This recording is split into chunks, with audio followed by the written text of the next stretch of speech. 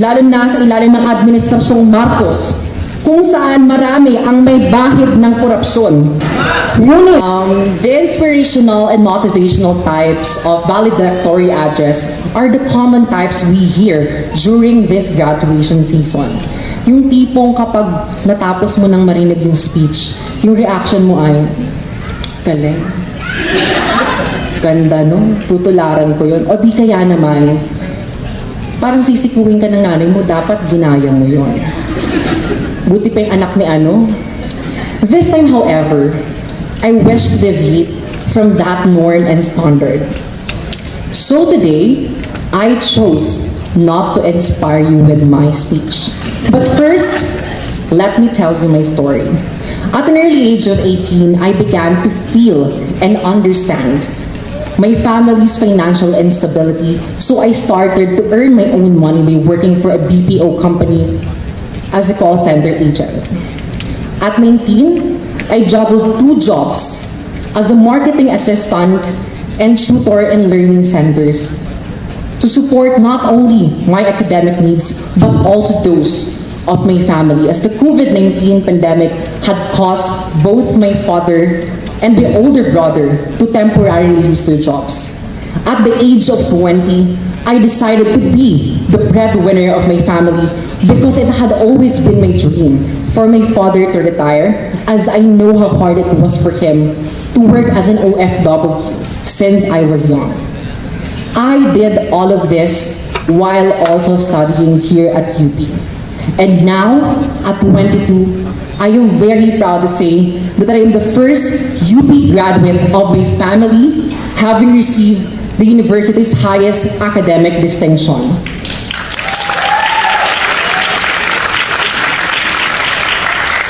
As you can see, my life and academic journey is similar to those that are frequently featured in the news and social media.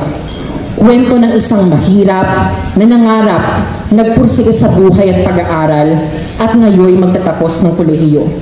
Taon-taon na lang, hindi nawawala ang ganitong uri ng kwento. Parati tayong may mabasa na trending post na tricycle driver na pagtapos ang 3 anak sa kolehiyo. Mag-aaral mula sa IP community, nagtapos ng pag-aaral.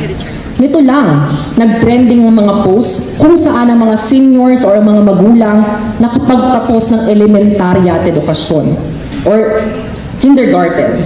Ngayon, marahil ang aking kwento yung papasama na dito. Working student at anak ng dating OFW. Nagtapos bilang summa cum laude sa UP.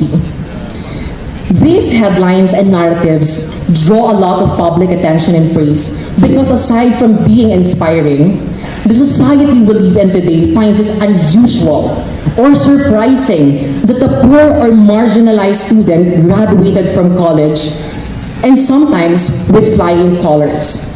In the past, I used to celebrate this success like others, but the privilege of having a UP education taught me to question why such a fundamental human right as education, which must be granted to each of us, is not a natural occurrence. Na tila hindi pang karaniwan na may nakapagtapos ng isang mahirap.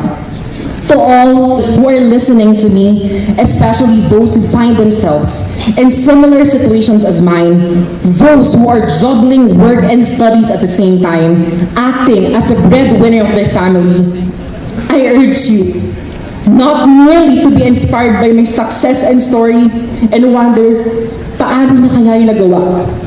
Paano siya naging summa cum laude sa kabila nun? Honestly, I feel uncomfortable answering those questions because I do not want to be your inspiration.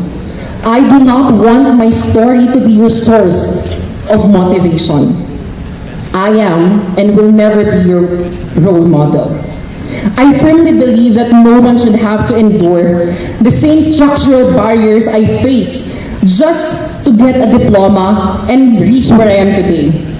My journey and story should not be a standard for success, but a testament for the need to dismantle the barriers we have in our society so that we can create an equitable path for all of us.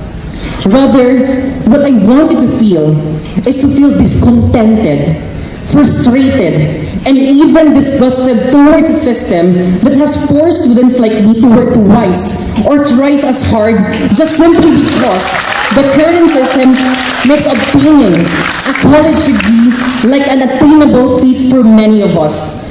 I want you to be disgruntled enough with the system to the point that we demand for something better and not settle for less.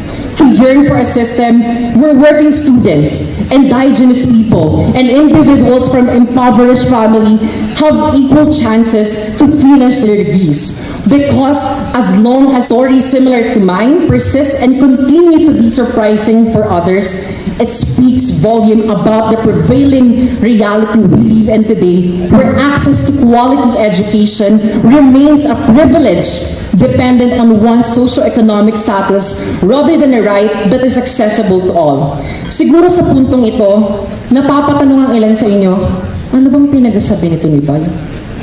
Ano bang punto niya? Ang tema ng ating pagtatapos ngayong araw ay matatag at maaasahang serbisyo publiko sa gitna ng pagbabago at kawalan ng katiyakan. But before we delve into the question of how we can establish and promote a resilient and dedicated public service, the first question that we must answer first is for whom do we dedicate this service? Para kanino? By answering this question, we can lay the foundation for understanding the core purpose and beneficiaries of our collective effort in public service. At masasagot lamang natin ang tanong na ito kung mayroon tayong kamalayan sa inekwalidad o hindi pagkapantay-pantay na nanunuot sa sistemang ating ginagalawan. Dahil kahit na lahat tayo ay nakararanas ng pagbabago at kawalan ng katiyakan sa oras na may kinakaharap tayong suliraning panlipunan, hindi natin maikakaila na hindi tayo pantay-pantay o hindi tayo pare-parehas ng paghihirap na nararanasan at dahilan sa uri o klas na ating kinabibilangan. Mahalagang parati nating isanaalang-alang ang mga aspetong panlipunan gaya ng inekwalidad dahil ito ang paraan upang magkaroon tayo ng kamalayan sa iba't ibang konteksto, posisyon, at uri ng mamamayan na ating pinaglilingkuran.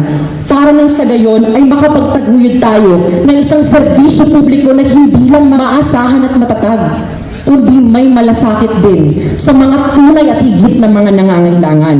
Upang maisa konteksto ito, magandang halimbawa ang COVID-19 pandemic.